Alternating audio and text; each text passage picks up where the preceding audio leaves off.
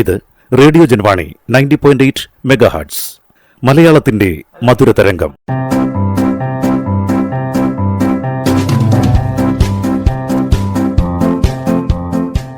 ഇപ്പോൾ വാരാന്ത്യ ലോക വൃത്താന്തം കേൾക്കാം. പ്രൊഫസർ ജെ ജേക്കബ് അവതരിപ്പിക്കുന്നു. വാരാന്ത്യ ലോക വൃത്താന്തം.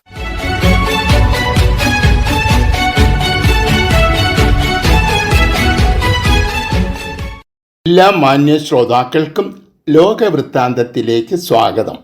വാരണാസി നഗരത്തിലെ ദാൽമണ്ഡി മാർക്കറ്റ് പൊളിച്ചു നീക്കാനുള്ള ഉത്തർപ്രദേശ് സർക്കാരിൻ്റെ നീക്കം അലഹബാദ് ഹൈക്കോടതി തടഞ്ഞു.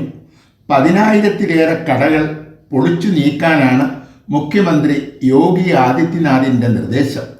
കാശി വിശ്വനാഥ ക്ഷേത്രത്തിലേക്കുള്ള റോഡിൻ്റെ വീതി കൂട്ടുന്നതിൻ്റെ ഭാഗമായിട്ടാണ് കടകൾ പൊളിച്ചു മാറ്റാൻ തീരുമാനിച്ചത്. ഇവിടുത്തെ കടയുടമകളിൽ ബഹുഭൂരിപക്ഷവും മുസ്ലിങ്ങളാണ്. തന്മൂലം ഈ നടപടിക്കു പിന്നിൽ വർഗീയ താൽപ്പര്യങ്ങൾ ഉണ്ട് എന്നാണ് പലരും ആരോപിക്കുന്നത്. Association for protection of civil rights എന്ന സംഘടന നൽകിയ ഹർജിയിലാണ് കോടതി ഉത്തരവ്. പൊതു താൽപ്പര്യങ്ങൾക്കായി കെട്ടിടങ്ങൾ പൊളിച്ചു മാറ്റേണ്ടി വരുമ്പോൾ പാലിക്കേണ്ട നടപടിക്രമങ്ങൾ സംസ്ഥാന സർക്കാർ പാലിച്ചിട്ടില്ല എന്നാണ് പ്രധാന ആക്ഷേപം. കടയുടമകൾക്ക് നിയമാനുസൃതമായ നോട്ടീസുകൾ ലഭിച്ചിട്ടില്ല. ജീവനോപാധികൾ നഷ്ടപ്പെടുന്നവർക്ക് നഷ്ടപരിഹാരം വാഗ്ദാനം ചെയ്തിട്ടില്ല. ഇതൊക്കെ പാലിക്കണം എന്ന് കഴിഞ്ഞ മാസം കോടതി നൽകിയ നിർദ്ദേശങ്ങൾ ലംഘിച്ചു.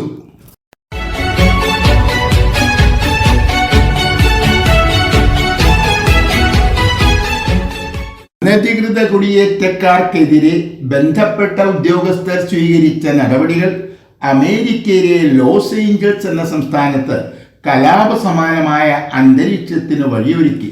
നിയമം നടപ്പിലാക്കാനെത്തിയ ഉദ്യോഗസ്ഥന്മാർക്കെതിരെ പല സ്ഥലങ്ങളിലും ആക്രമണങ്ങൾ ഉണ്ടായി. ഇതിനെ നേരിടാനായി പ്രസിഡന്റ് ട്രംപ് കാലിഫോർണിയയിലെ ദേശീയ സുരക്ഷാ സേനയെ നിയോഗിച്ചു.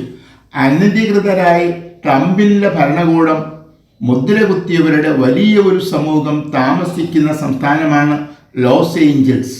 ഇവരിൽ ബഹുഭൂരിപക്ഷവും തെക്കേ അമേരിക്കയിൽ നിന്നുള്ള കുടിയേറ്റക്കാരാണ്. ഇവരിൽ പലരും അമേരിക്കൻ പൗരത്വം നേടിയവരോ പൗരത്വത്തിനായി അപേക്ഷ നൽകി കാത്തിരിക്കുന്നവരോ ആണ്. ട്രംപ് അധികാരമേൽക്കുന്നതുവരെ പൗരന്മാരെ പോലെയാണ് അമേരിക്കൻ ഭരണകൂടം ഇവരെ പരിഗണിച്ചിരുന്നത്. കുടിയേറ്റ നിയമത്തിൽ ട്രംപ് വരുത്തിയ മാറ്റങ്ങളാണ് ഈ പ്രതിസന്ധിയുടെ അടിസ്ഥാന കാരണം. ദേശീയ സുരക്ഷാ സേനയുടെ ദൗത്യം പരാജയപ്പെട്ടാൽ സൈന്യത്തെ നിയോഗിക്കും എന്നാണ് ട്രംപിൻ്റെ ഭീഷണി.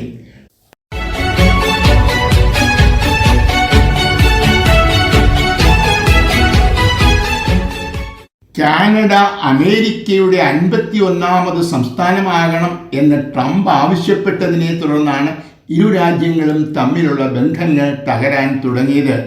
തൻ്റെ രാജ്യത്തിൻ്റെ അഖണ്ഡതയെ തകർക്കാൻ ഒരു രാജ്യത്തെയും അനുവദിക്കില്ല എന്നത് ഇപ്പോഴത്തെ പ്രധാനമന്ത്രി മാർക്ക് കാർണിയുടെ തിരഞ്ഞെടുപ്പ് വാഗ്ദാനമാണ്. അമേരിക്കയെ ആശ്രയിച്ചുള്ള പ്രതിരോധ സംവിധാനത്തിൽ മാറ്റം വരുത്തുമെന്ന് തിങ്കളാഴ്ച പ്രധാനമന്ത്രി പരസ്യമായി പ്രഖ്യാപിച്ചു. നാറ്റോ നിർദ്ദേശിക്കുന്നത് പോലെ ദേശീയ വരുമാനത്തിൻ്റെ 2% പ്രതിരോധ ചിലവുകൾ ഉയർത്തുമെന്നും പ്രധാനമന്ത്രി വ്യക്തമാക്കി. ഇതോടൊപ്പം തന്നെ പ്രതിരോധ സംവിധാനം ശക്തിപ്പെടുത്താനായി യൂറോപ്യൻ യൂണിയന്റെ സഹായം തേടാൻ തീരുമാനിച്ചതായും പ്രധാനമന്ത്രി അറിയിച്ചു. നാറ്റോയിലെ അംഗങ്ങൾ ദേശീയ വരുമാനത്തിൻ്റെ 5% സൈനിക ചെലവുകൾക്കായി മാറ്റിവെക്കണം എന്ന ട്രംപിൻ്റെ നിർദ്ദേശം കാനഡ പരിഗണിച്ചില്ല. അമേരിക്കയിൽ നിന്നും അകന്നു നിൽക്കാനും യൂറോപ്പുമായി സഹകരിക്കാനുമാണ് പ്രധാനമന്ത്രി കാർണിയുടെ തീരുമാനം. നൂറ്റാണ്ടുകൾ പഴക്കമുള്ള അമേരിക്ക കാനഡ ബന്ധങ്ങളിൽ വിള്ളൽ വീഴ്ത്തിയത് ട്രംപിൻ്റെ നയങ്ങളാണ്.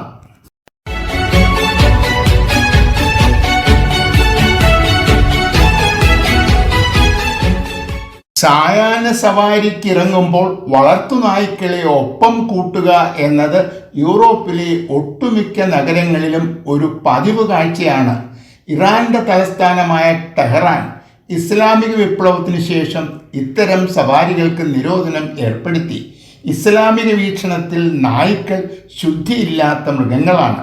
വേട്ടക്കാരെ അനുഗമിക്കുന്നതിനും കാവൽ നായ്ക്കളായി വളർത്തുന്നതിനും ഈ നിരോധനം ബാധകമായിരുന്നില്ല. സമൂഹ മധ്യത്തിലൂടെ വളർത്തുനായ്ക്കളുമായി സവാരിക്കിറങ്ങുന്നത് പൊതുജനത്തിൻ്റെ ആരോഗ്യത്തിന് ഭീഷണിയായിട്ടാണ് ഭരണകൂടം കണ്ടിരുന്നത്. അതുകൊണ്ടാണ് ഇത്തരം സവാരികൾക്ക് തലസ്ഥാന നഗരിയിൽ നിരോധനം ഏർപ്പെടുത്തിയത്. ഇപ്പോൾ ഈ നിരോധനം 18 നഗരങ്ങളിലേക്ക് കൂടി വ്യാപിപ്പിച്ചു. ആരോഗ്യവും വിശ്വാസവും ഒക്കെയാണ് ഈ നടപടിക്ക് കാരണമായി ഭരണകൂടം പുറമേ പറയുന്നത്. എന്നാൽ ഈ നഗരങ്ങളിൽ വളർത്തുനായ്ക്കളെ പരിപാലിക്കുന്നവരുടെ എണ്ണത്തിൽ വലിയ വർധനവുണ്ടായിരിക്കുന്നു എന്നും ഭരണകൂടത്തോടുള്ള എതിർപ്പ് പ്രകടിപ്പിക്കാനാണ് പലരും നടക്കാൻ പോകുമ്പോൾ നായ്ക്കളെ ഒപ്പം കൂട്ടുന്നത് എന്നുമാണ് കണ്ടെത്തിയിരിക്കുന്നത്.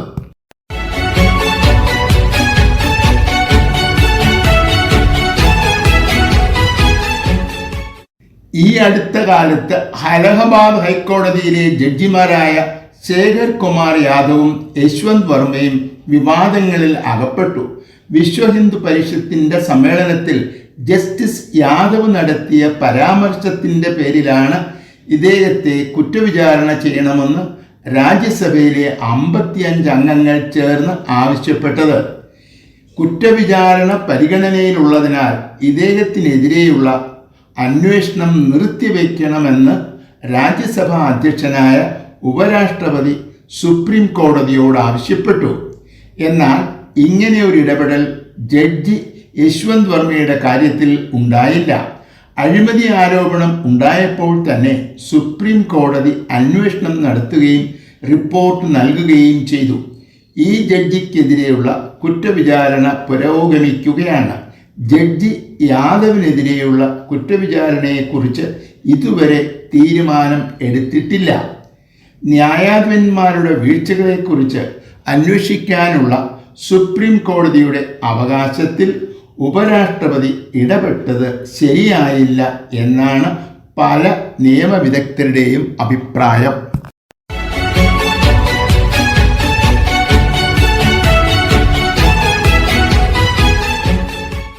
ഓസ്ട്രിയയിലെ ഗ്രാസ് എന്ന നഗരത്തിലെ ഒരു സ്കൂളിൽ 21 വയസ്സുകാരൻ നടത്തിയ വെടിവയ്പിൽ 10 പേർ കൊല്ലപ്പെടുകയും നിരവധി വിദ്യാർത്ഥികൾക്ക് പരിക്കുപറ്റുകയും ചെയ്തു.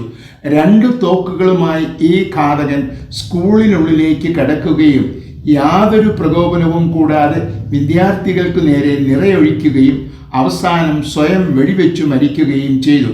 പൂർവ്വ വിദ്യാർത്ഥിയായ ഈ കൊലയാളിയുടെ ലക്ഷ്യം എന്തായിരുന്നു എന്ന് ഇതുവരെ വ്യക്തമായിട്ടില്ല.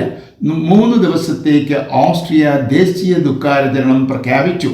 100 ഓസ്ട്രിയക്കാരിൽ 30 പേരെങ്കിലും ലൈസൻസ് ഉള്ള തോക്ക് കൈവശം സൂക്ഷിക്കുന്നവരാണ്. ഒട്ടുമിക്ക യൂറോപ്യൻ രാജ്യങ്ങളിലും സ്കൂളുകളിലെ വെടിവയ്പ് മൂലം 18 വയസ്സിന് താഴെ പ്രായമുള്ള നിരവധി വിദ്യാർത്ഥികൾ വർഷം തോറും കൊല്ലപ്പെടുന്നു. ഇത്തരം സംഭവങ്ങൾ ഉണ്ടാകുമ്പോൾ തോക്കിന് ലൈസൻസ് നൽകുന്നതിനുള്ള വ്യവസ്ഥകൾ കർശനമാക്കുന്നതിനെക്കുറിച്ചുള്ള ചർച്ചകൾ ഉണ്ടാകുമെങ്കിലും അധികം താമസിയാതെ എല്ലാം പഴയതുപോലെ ആകുന്നു. തോക്ക് നിർമ്മാണവും വിൽപ്പനയും ഇന്ന് വലിയ ഒരു വ്യവസായമാണ്. ഈ വ്യവസായത്തിൻ്റെ വളർച്ചയാണ് ക്യാമ്പസുകളിൽ ജീവൻ പൊലിയുന്നതിൻ്റെ പ്രധാന കാരണം.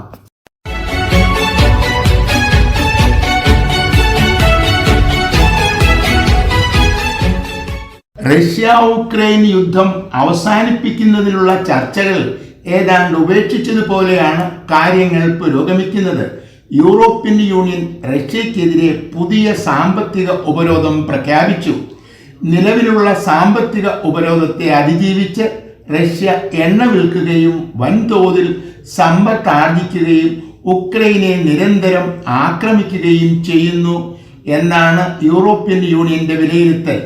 റഷ്യയെ സാമ്പത്തികമായി തകർക്കാതെ യുദ്ധത്തിൻ്റെ ഗതി ഉക്രൈൻ അനുകൂലമായി മാറ്റാൻ കഴിയില്ല എന്ന് എല്ലാവർക്കും ബോധ്യമായിട്ടുണ്ട്. ഇതിൻ്റെ അടിസ്ഥാനത്തിലാണ് പുതിയ സാമ്പത്തിക ഉപരോധം പ്രഖ്യാപിച്ചത്. റഷ്യയെ പിന്തുണയ്ക്കുന്ന ഹംഗറിയും സ്ലൊവേക്കിയയും ഈ തീരുമാനം അംഗീകരിച്ചു. വെടിനിർത്തലിനുള്ള വാഷിംഗ്ടണിന്റെ നിർദ്ദേശങ്ങളെ റഷ്യ അവഗണിച്ചതിനെ തുടർന്നാണ് സ്വന്തം നിലയിൽ റഷ്യയുടെ മേൽ ഉപരോധം ഏർപ്പെടുത്താൻ യൂറോപ്യൻ യൂണിയനും UK-യും തീരുമാനിച്ചത്. എണ്ണ വിൽക്കുന്ന റഷ്യയ്ക്കു മാത്രമല്ല, എണ്ണ വാങ്ങുന്ന രാജ്യങ്ങൾക്കും ബാധകമാകുന്ന രീതിയിലാണ് പുതിയ ഉപരോധത്തിന്റെ ഘടന.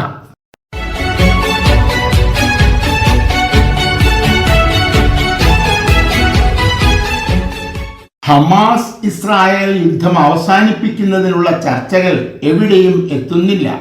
മുഴുവൻ ബന്ദികളെയും മോചിപ്പിക്കണം എന്ന ഇസ്രായേലിന്റെ ആവശ്യം അംഗീകരിക്കാൻ ഹമാസ് ഇതുവരെ തയ്യാറായിട്ടില്ല. വെടിനിർത്തൽ പ്രഖ്യാപിക്കുന്നതിനോടൊപ്പം യുദ്ധം അവസാനിപ്പിക്കും എന്നുറപ്പു നൽകാൻ ഇസ്രായേലും തയ്യാറായിട്ടില്ല. വാഷിംഗ്ടണിന്റെ നിർദ്ദേശങ്ങൾ അവഗണിച്ചാണ് ഇസ്രായേൽ ഇപ്പോഴും ഗാസയിൽ യുദ്ധം തുടരുന്നത്. എന്നിട്ടും അമേരിക്ക ഇതുവരെ ഇസ്രായേലിനെ തള്ളിപ്പറഞ്ഞിട്ടില്ല. എന്നാൽ അമേരിക്കയുടെ സഖ്യകക്ഷികളായ UK-യും കാനഡയും ഇസ്രായേലിലെ 2 മന്ത്രിമാർക്കെതിരെ ഉപരോധം പ്രഖ്യാപിച്ചു. ദേശീയ സുരക്ഷാ മന്ത്രിക്കും ധനകാര്യമന്ത്രിക്കും എതിരെയാണ് ഉപരോധം ഏർപ്പെടുത്തിയിരിക്കുന്നത്. ഇവർക്ക് 2 പേർക്കും കാനഡയിലോ ഇംഗ്ലണ്ടിലോ പ്രവേശിക്കാൻ കഴിയില്ല. 2 പേരുടെയും സാമ്പത്തിക ഇടപാടുകൾക്കും നിയന്ത്രണം ഏർപ്പെടുത്തിയിട്ടുണ്ട്. ദേശീയ സുരക്ഷാ മന്ത്രി ഇതാമർ ബെൻ-ഗീറും ധനകാര്യമന്ത്രി ബെസൽ സ്മോട്രിച്ചും അതിശക്തമായി ഇസ്രായേലിന്റെ ഗാസ ആക്രമണത്തെ ന്യായീകരിച്ചതിന്റെ പേരിലാണ് ഈ നടപടി.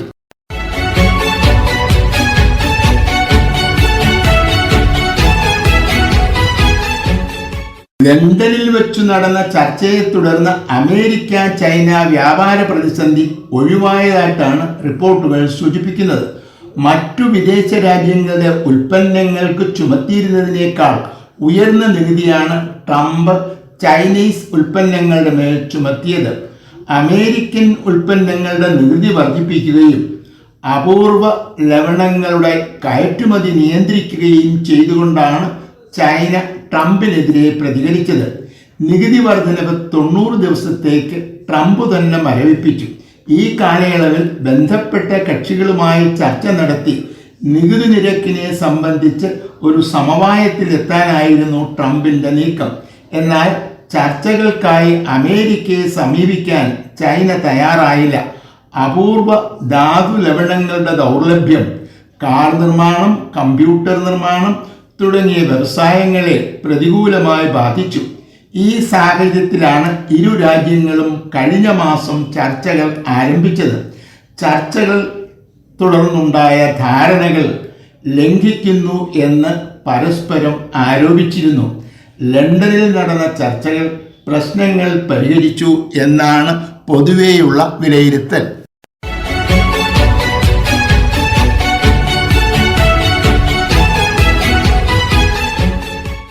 കൊതുകു പരത്തുന്ന രോഗമാണ് മലമ്പനി. ഒരു കാലത്ത് ആഫ്രിക്കയുടെ പേടി സ്വപ്നമായിരുന്നു ഈ മഹാമാരി. കൊതുകുകളെ നശിപ്പിക്കാനുള്ള മാർഗങ്ങളും രോഗം ബാധിച്ചവരെ ചികിത്സിക്കാനുള്ള മരുന്നുകളും കണ്ടുപിടിച്ചതോടെ പല ആഫ്രിക്കൻ രാജ്യങ്ങളിലും ഈ രോഗം നിയന്ത്രണ വിധേയമായി. ഇപ്പോഴും ഈ രോഗം മൂലം ഏറ്റവും കൂടുതൽ മരണങ്ങൾ ഉണ്ടാകുന്നത് ആഫ്രിക്കൻ രാജ്യങ്ങളിലാണ്. അമേരിക്കയുടെ ഉദാരമായ സാമ്പത്തിക സഹായം ഉപയോഗിച്ചാണ് പല രാജ്യങ്ങളും ഈ മഹാമാരിക്കെതിരെ പോരാടുന്നത്. പ്രസിഡന്റ് ഡൊണാൾഡ് ട്രംപ് അധികാരമേറ്റെടുത്തതിനെ തുടർന്ന് വിദേശ രാജ്യങ്ങൾക്ക് നൽകുന്ന സാമ്പത്തിക സഹായം വെട്ടിക്കുറച്ചു. സാമ്പത്തിക സഹായം നിലച്ചതോടെ മലമ്പനിക്കെതിരെയുള്ള പോരാട്ടം പല രാജ്യങ്ങളിലും അവസാനിച്ചു. ഈ അടുത്ത കാലത്തുണ്ടായ വെള്ളപ്പൊക്കം മൂലം പല പ്രദേശങ്ങളിലും വെള്ളം കെട്ടിക്കിടക്കുന്നു, കൊതുകുകൾ പെരുകുന്നു. രോഗം ബാധിച്ചവരെ ചികിത്സിക്കാൻ മരുന്ന് ലഭിക്കുന്നില്ല.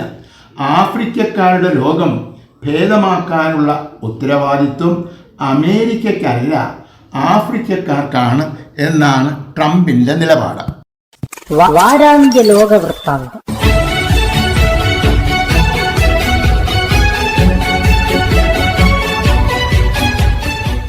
തയ്യാറാക്കി അവതരിപ്പിച്ചത് പ്രൊഫസർ ജെ ജേക്കബ്.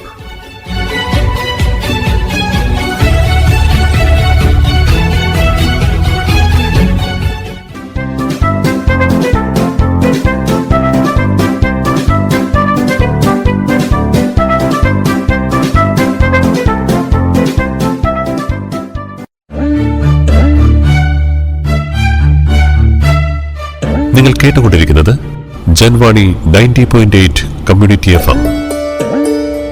അറിയേണ്ടതും കേൾക്കേണ്ടതും മാത്രം.